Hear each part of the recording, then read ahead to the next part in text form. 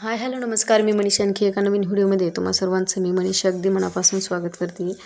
तर मागच्या व्हिडिओमध्ये आपण ब्लाऊजची पेपर कटिंग करून ब्लाऊज पिसावरती कटिंग करून घेतलेले आहे. ह्या व्हिडिओमध्ये आपण संपूर्ण स्टिचिंग बघणार आहोत एका साईडची, आणि एक साईड तुम्ही इथं बघू शकता पूर्ण स्टिचिंग करून ठेवलेला आहे एका साईडचा पॅटर्न, आणि बॅक साईडचा सुद्धा आपण भाग स्टिचिंग केलेला आहे.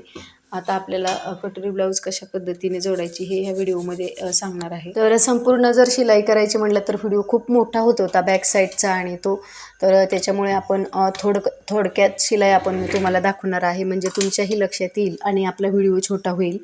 तर त्यासाठी तर आता आपण बघू शकता तो बाजूचा पॅटर्न घेतलेला आहे कटोरीचा, आणि जर त्याला आपण कटोरी जोडायची आहे. तर कटोरी जोडत असताना एका साईडची कटोरी आपण खालच्या बेल्ट पट्टीकडून जोडत असतो, आणि एक जी कटोरी आहे पॅटर्नला तर ती गळ्याच्या साईडने जोडून घेत असतो, म्हणजे वेगवेगळे पॅटर्न तयार होत असतात. हे आपले बाकीचे व्हिडिओ आहेत, तर त्याची लिंक आहे आपल्याला दोन्ही साईडचा आपण स्टिचिंगचे जे व्हिडिओ आहेत ना, तर त्याची लिंक मी याच्या लिंक ह्या व्हिडिओच्या खाली मी तुम्हाला शेअर करेल. ते नक्की तुम्ही व्हिडिओ बघा. खूप छान अशी सविस्तर स्टिचिंग त्या व्हिडिओमध्ये सुद्धा दिलेली आहे, आणि याच्यामध्ये सुद्धा तुम्हाला सविस्तर माहिती सांगणार आहे. कारण व्हिडिओ छोटा यासाठी केला की बरेचशा जणांना लवकर लक्षात येत नाही, त्यासाठी. तर आता आपल्याला डबल शिलाई मारून घ्यायची आहे.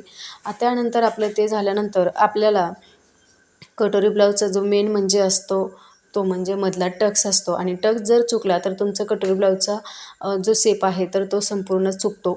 तर त्यासाठी आपल्याला उभं जे आहे, आडवं जे आहे तर 1.5 इंच, उभा 2.5 इंच असा टक्स मारून शिलाई मारून घेतलेली आहे. शिलाई मारत असताना थोडासा कपडा जो आहे तर तो कट करायचा आणि बाकी तसंच ठेवायचा. इथं तुम्ही बघू शकता खूप सुंदर असा आपल्या ह्या कटोरी ब्लाऊजचा कटोरी कप जो आहे तर तो खूप सुंदर आलेला आहे, आणि सेंटरला आपला जो टक्स आहे तर तो सुद्धा सेंटरला येतो. त्याच पद्धतीने आता आपण डबल फोल्ड घेतलेली होती, म्हणजे आपल्याला जे बेल्ट पट्ट्या असतात तर त्या बेल्ट पट्ट्या आपण 2 बेल्ट पट्ट्या आपल्याला एका साईडला लागत असतात. तर तुम्हाला माहिती मी अखंड बेल्ट पट्टी घेतलेली आहे. तर बेल्ट पट्टी आपण ठेवून घेतली. एक बेल्ट पट्टी येत असते ती वरच्या साईडने येते ज्यावेळेस आपण जोडत असतो, आणि एक खालून येते.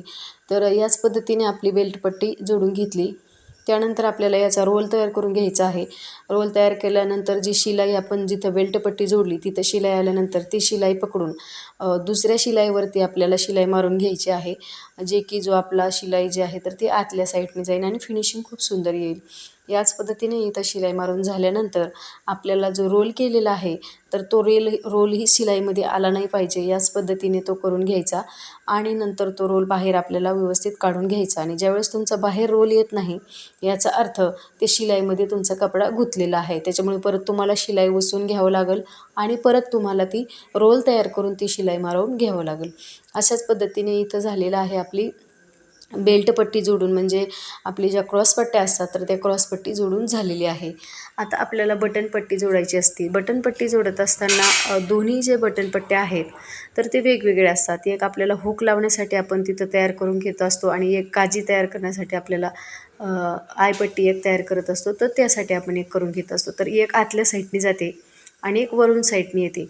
तर ते आपल्याला व्हिडिओमध्ये पाहायला भेटेल. आता इथं झालेलं आहे आपण बटन पट्टी जोडून घेत असताना मी डबल बटन पट्टी जोडून घेतलेली आहे, जेणेकरून हा जो आतमधून जाणार आहे, म्हणजे आपल्याला इथं हुक लावणार आहेत आपण ह्या बटन पट्टीला, तर डबल करून घेतली म्हणजे आपला पटकन शिलाई ही उरकेल.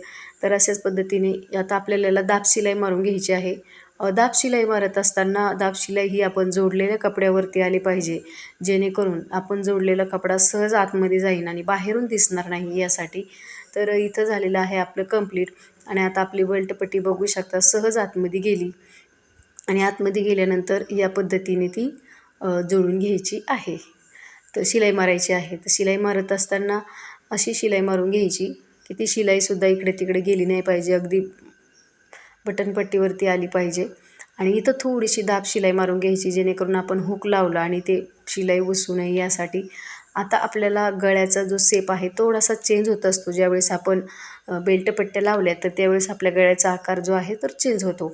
तर त्यासाठी आपल्याला गळासुद्धा मोजून घ्यायचा आपला कमी जास्त ब्लाऊजचा. आता माझा कॅमेरा थोडासा इकडे आल्यामुळं दिसलं नसेल तुम्हाला, परंतु गळा थोडासा म्हणजे जो ब्लाऊज आपल्याला फिटिंगसाठी दिलेला आहे तर तो गळा आपण मोजून घ्यायचा आणि कमी जास्त असेल तर त्याला व्यवस्थित अशी खूण करून जास्त जर असेल तर तुम्हाला मागचा व्हिडिओ दिलेला आहे, त्या व्हिडिओमध्ये गळा जर मोठा झाला तुमच्याकडून तर तुम्ही कशा पद्धतीने कमी करायचा तर तेही आत्ता मी तुम्हाला सांगते. जी आपण गळ्याच्या साईडला कटोरी जोडतो ना, तर तिथं किंचित शिलाई मारून कमी करून घ्यायची.